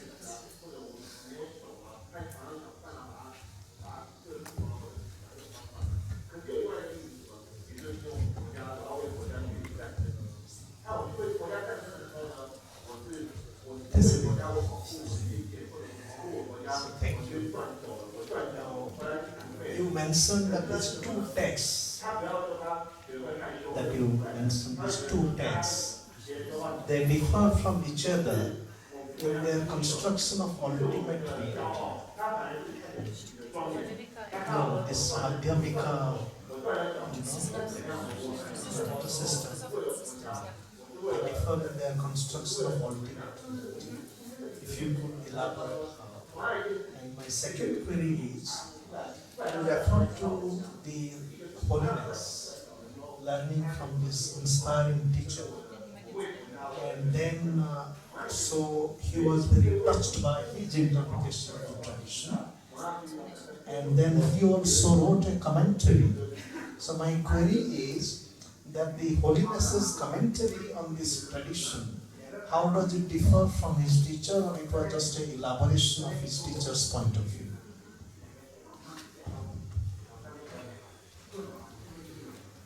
당기게 소야지 그다 우마 대비가 우마랑게만 이라 키바요. 다디 톨라야 대시도스지 대시도스 기본은 그렇지. 다디니 키워서 하게 통되레스. 이제 아니 다디 쉐니 말이 가스나 당기게 소야지 겐디마 양식이 아니 경험시라지 우마자 셰랍티는 잠발라 디 겐체나 아니 경험시가 믹스지 토나도 지 풀지 토나게 하는 수지 아니 디 제데나 경험시도 정말 제가 소주기 아다나 콩까지 쉬어야 돼 가르스나 기 겨울미식이 지식변단데다 얘네만 양식이 지식변단다 하바도 나와 차라리 키가 누구를 키가 이게 지식변단 키가 요르스 이 키가면은 겨울미식이 컨소이시다는 팩나가 이거들이 실상으로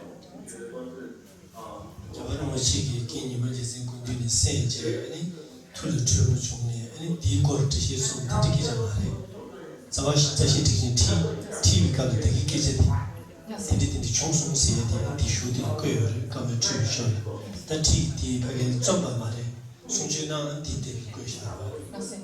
So actually, it's not that His Holiness Dalai Lama's book there. It's not actually a commentary on Genima Gyaltsen's teacher's teaching. He had just gave a teaching to a group of Taiwanese, his own teaching, to a group of Taiwanese, and someone put his teaching into writing.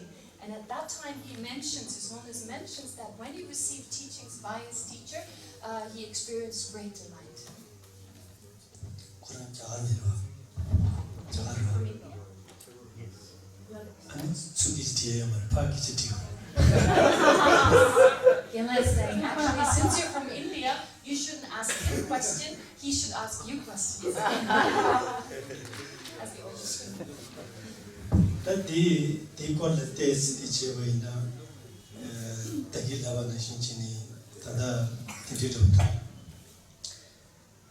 마란즈는 중기 다디나라 마추샤자 지기토는 조샤고라 수수강 나와 다가는 데버진 조디고 다디네 디지디 전에 디네네 다다베나 다 나베주다 마오는 도데버죠 디디나 원죄기니 원시다 무슨 다도 마추가 레디 또바디기디 취시리샤스 엔기제디 리브. Now, ordinarily, as ordinary people, when we go around the world, we have a sense that we are not mistaken with regard to what we perceive. So we perceive phenomena as existing truly and have a sense that we are not mistaken with regard to that.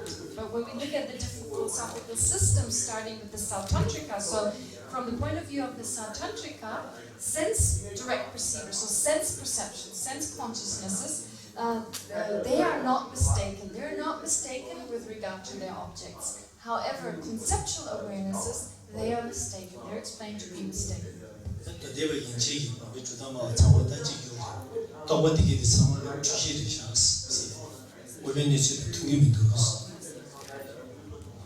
So, not just the Sautantrika, also the other, the higher philosophical systems, they all agree that conceptual awarenesses or conceptual consciousnesses, they're all mistaken. They're all mistaken awarenesses.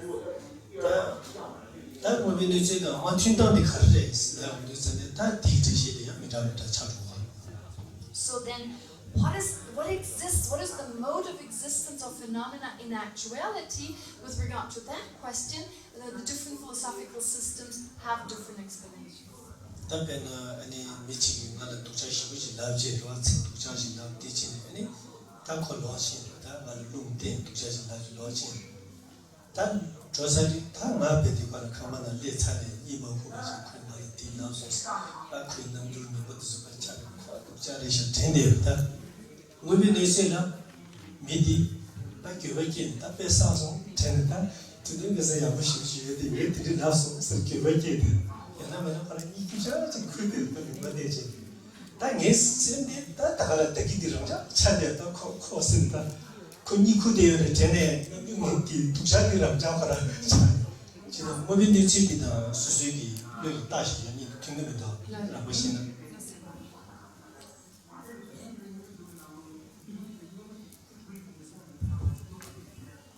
So to cite an example, if someone, for example, verbally abuses Gela, someone comes up to Gela and starts verbally abusing him and saying all sorts of negative things towards him and looking at him in an unfriendly way, so Gela may get angry with that person. And then as a result of that kind of verbal abuse, Gela then takes off and goes back to his room. And if he's so angry with that person, so he's just going over it, what he has been told, the verbal abuse, he goes over it again and again, he can't sleep. And in his mind, his mind just can't let go of it. But maybe in that moment, as Gela thinks, oh, he said this, he's done that, which very clearly appears to his mind, maybe in that moment, the person who abused him has regret. He's thinking, oh no, Gentuk Pempesang is a very good person, I shouldn't have done that. Or maybe that person is asleep. So they're certainly not thinking of any abuse, everything is for them, they're maybe deep asleep. And still, Gela has a sense this is still going on. He's still got the sense this is still, there's still this abuse taking place. Even if he knows that the other person is sleeping, to him, there's still the abuse is still kind of present. So there's therefore a gap here. There's a gap from the point of view of what is actually there, the person sleeping, and what is imputed by the mind, what is labeled by the mind, that this abuse takes place.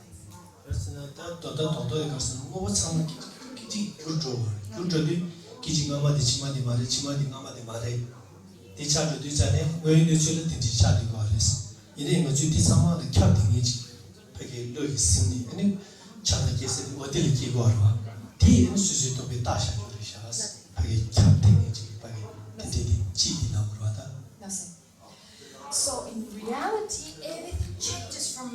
moment, phenomena change from one second to the next. So the former moment does not exist at the time of the later moment, the later moment not at the time of an even later moment. So things are constantly changing. But from the point of view of the misperception, there's a sense that that there's this pervasiveness, that there's this object that is the same in all those moments. And we impute things on that kind of generality, which is kind of a pervasiveness of all these moments, making them kind of then become one kind of phenomenon. 其实当东北的大小就是，东北的东北的巨蟹的，因为巨蟹一呢，它本来它你说的什么可以，明同样的嘛，因为这身体它面的长巨蟹差的，巨蟹一呢它很老的，그래서 다 로시 같은 거 되게 컨테스트 로시 진실 마찬가지 그리고 뭐도 세야 되고다 진짜이나 아니 그리 가고도 생기 처음에 네가 주시이나 아니 그리 가고도 세야 돼 로시 이거 되게 뭐도 세야 돼 로시 이거 아니 가고도 로시 작고 와나 안티 작만 레스 주시 이거 지금 레디 이네 가고도 세야 돼 양다 그래 섬에디 아니 뭐도 세야 돼 양다 봐 말해 요새 가르에서 그 가보디 유여버디 미시기 통 미시기 장내 또버디 가보도 섬버디 딘디기 차네 아니 배 유여딩이 지금 큰도 제바면이 유여딩 제바면 이제 이거 샤쇼브레스 에 제바 샤쇼브레스 아니 그리고 뭐 통화디 디디제디로 말레스 배 노르데 유지제 디 노르만 미시기 주만이 제사디 유자레스 네 So here when we talk about something that is designated by conceptual consciousness, that it's mistaken here, well, we say this, when we kind of close our eyes and kind of say, so this is a person, this is a person, this is a person, etc. So there is the sense that one is mistaken, there's a mistaken awareness here, this kind of mistaken awareness, just being mistaken. But there's a difference between a consciousness being mistaken and a consciousness being wrong. So an example again I gave here, if you perceive something that is white as blue, so example is when you take a white snow mountain, when you perceive that to be blue. So there is a difference here in the sense that the actual snow mountain is actually white, it's in actuality white, it is not blue. And so you can, basically first you have that misperception, and then after that there's a conceptual mind that also not only perceives that, whereas in the other case, if you perceive it correctly, you perceive a white snow mountain to be white, that is also confirmed by a conceptual awareness that arises later on. So in that sense, you can basically check whether something is in accordance with reality or not. The blue snow mountain is blue or not, it is white. So the conceptual mind that arises afterwards then can confirm whether the object is in accordance with reality or not.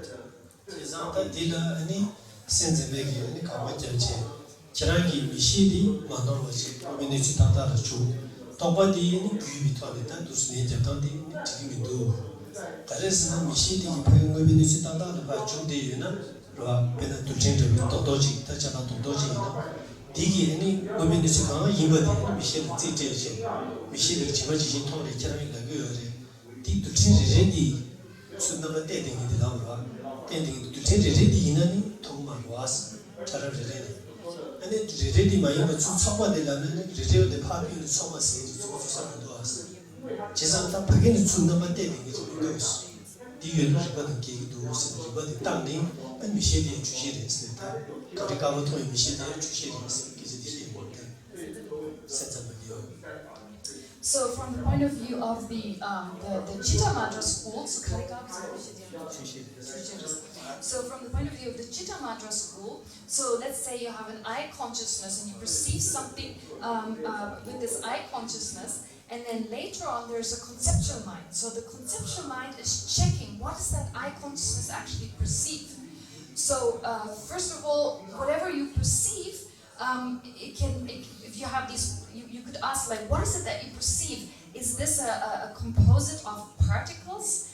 And if it's a composite of particles, well, that is not possible because you don't perceive the particles. These very subtle particles you cannot perceive. So therefore, it's not that you perceive this composite of particles in the sense that you perceive those particles. That's impossible. And then if you just perceive these phenomena themselves as like this collection of those particles, well, they don't really exist from the side of the object. And so therefore they would say, with regard to the conceptual mind, engaging in that kind of analysis, they would say actually initially, the initial sense perception, that eye consciousness that perceives an object, for example, a white snow mountain, even that eye consciousness that perceives a white snow mountain is mistaken.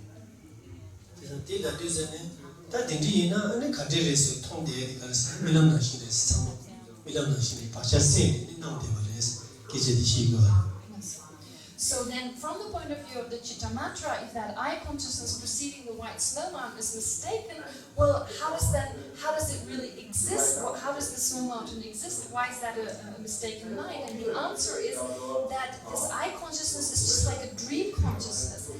The appearance of this white snow mountain arises due to the ripening of imprints in the mind, just like a dream consciousness. That to this eye consciousness, that appearance of this white snow mountain arises due to the ripening of imprints.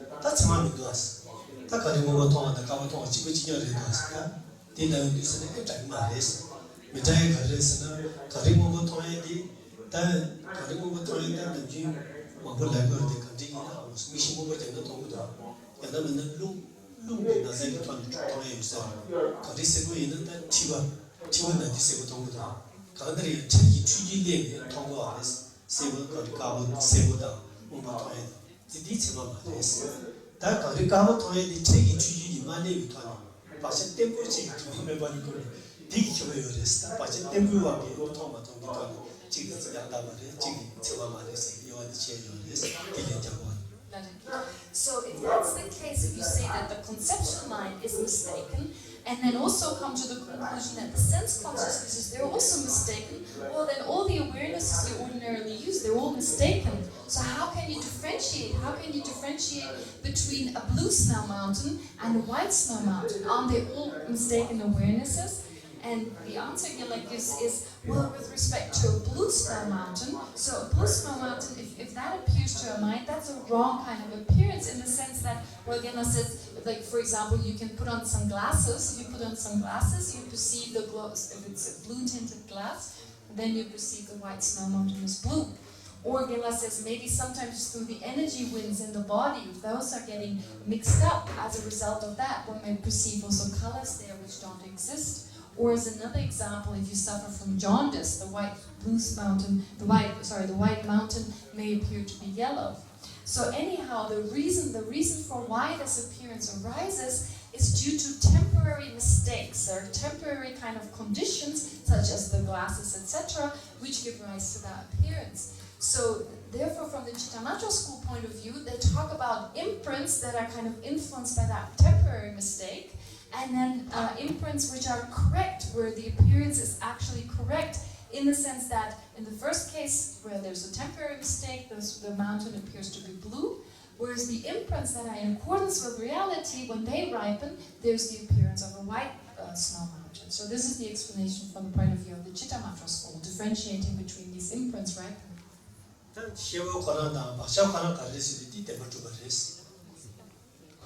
So from the point, with regard to the actual consciousness to which the mountain appears, and with regard to the imprints that give rise to the appearances, they exist truly, according to the Chittamatra school. That's good, isn't it?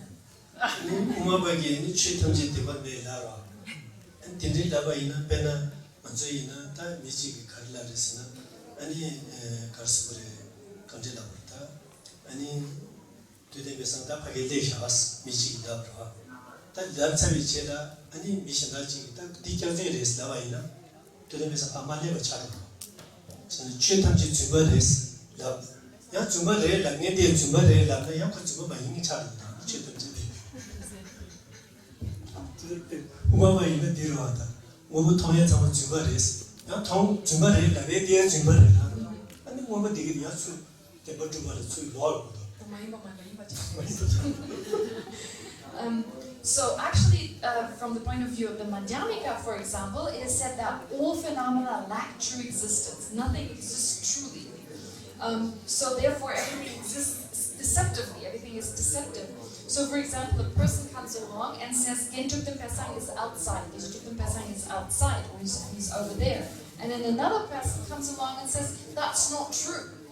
So then what you end up is with saying those things that are not true, they're not true.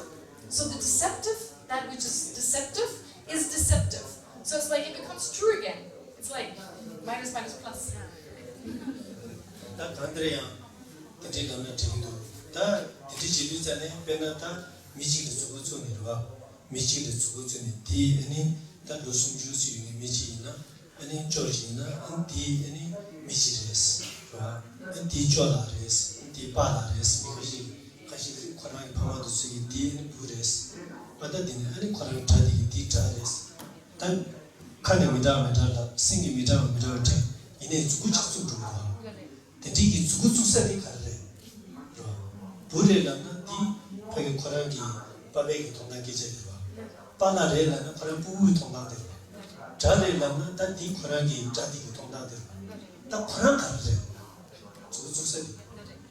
So, for example, take one specific person. You point at a specific person who is 30 years of age.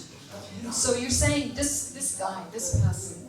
So from one perspective, you would say this person is a child, is a son. From another perspective, this is a husband. From another perspective, it's a father or an enemy.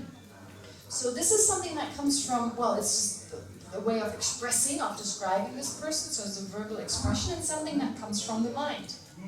So when you describe that one person as being a father, a son, etc., who is this person from his own side? Who is this person? If you say he's a father, well, that's from the perspective of the son. So it's from in relation to the son that this is a father. Or if you say this is a son, this person himself is a son, that is from in relation to his own father. So the question is therefore, without saying something in relation to something else, what is this person? What can you say about that person?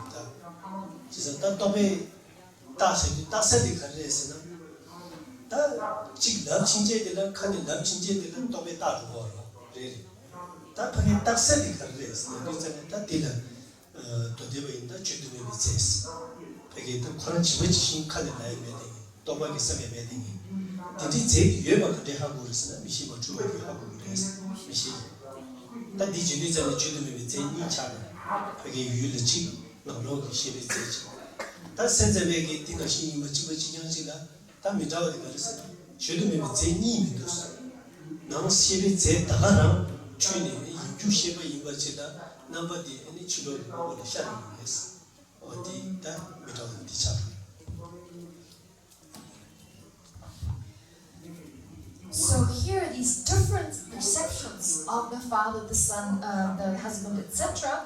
They are merely imputed by conceptual consciousness. Now, with regard to that which is imputed, the thing that is imputed is the object over there, and then there's the mind that imputes. So, with regard to here, what is the object that is imputed? What is the actual object? The Tantrika would say it's something inexpressible. There's an inexpressible object over there, and on the basis of that, imputation takes place. And this is actually twofold, this inexpressible object, because there's the object over there, the actual object over there, and the object that appears to the mind. And how can we tell that it exists? Well, it's because of the direct perception of that object. So anyway, there's two objects. There's the object over there, and there's the perceiving, the object that appears to the mind. The Chitta Matra takes it a step further. They would say there's this inexpressible object, only exists from the side of the mind. It appears to exist externally, but that since it doesn't exist externally, it has only this inexpressible object, which is the object of the awareness.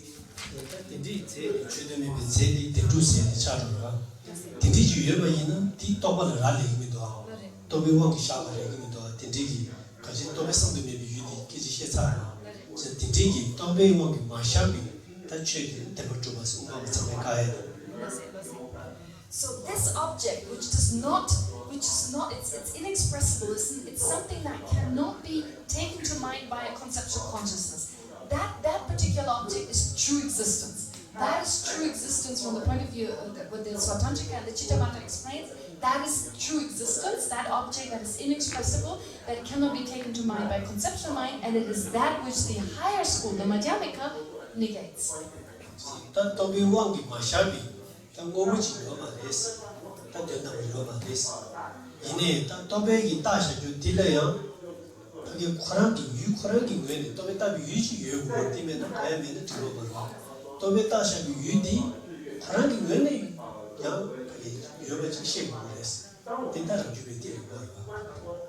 And then the Svatantrika, the Madhyamika Prasangika, what they would say that is that phenomena are imputed through conceptual consciousness. They're all computed, they're all designated by conceptual consciousness or through the power of conceptual consciousness.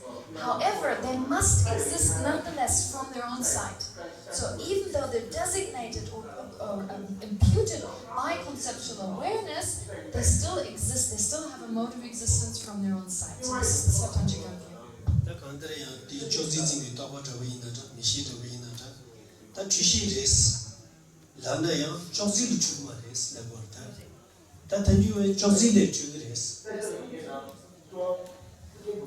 So the Svatantrika, let's take for example this table. So a conceptual mind that perceives this table, or an eye consciousness that perceives this table.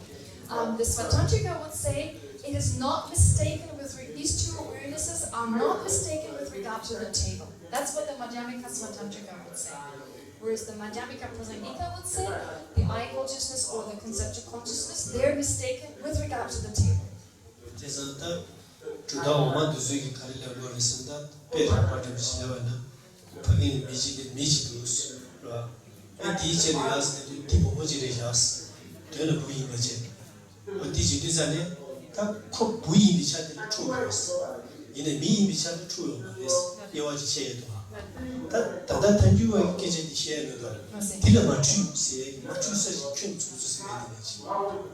So with regard to the lowest philosophical systems, let's take for example, you see a person, take an example, you see a person, and you perceive this person wrongly to be a man, whereas in actuality it's a woman. So with regard to being a man, you're mistaken, you think it's a woman, so you're mistaken with regard to this actually being a woman. Or did I say the other? Anyway, you're mistaken with regard to the gender, but not with regard to being a person. So they differentiate between those two, saying you're not mistaken from the point of view of being a person, just from the point of view of the gender. Whereas in the higher school, in the Prasangika school, they would say, no, there's no difference, you're mistaken, totally mistaken.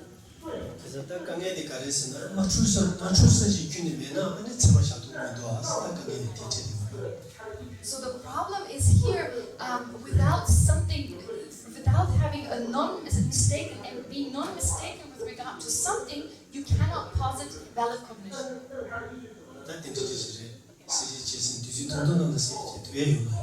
So this should suffice for some explanation, some clarification, but of course there's only a short time, so within this short time to give extensive explanation is difficult.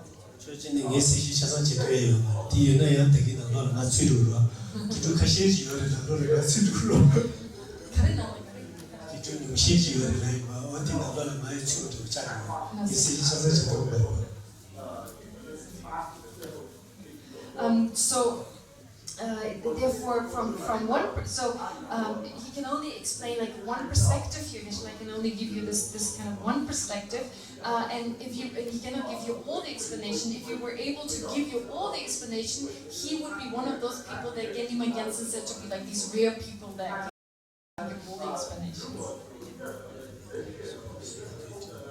Are there others?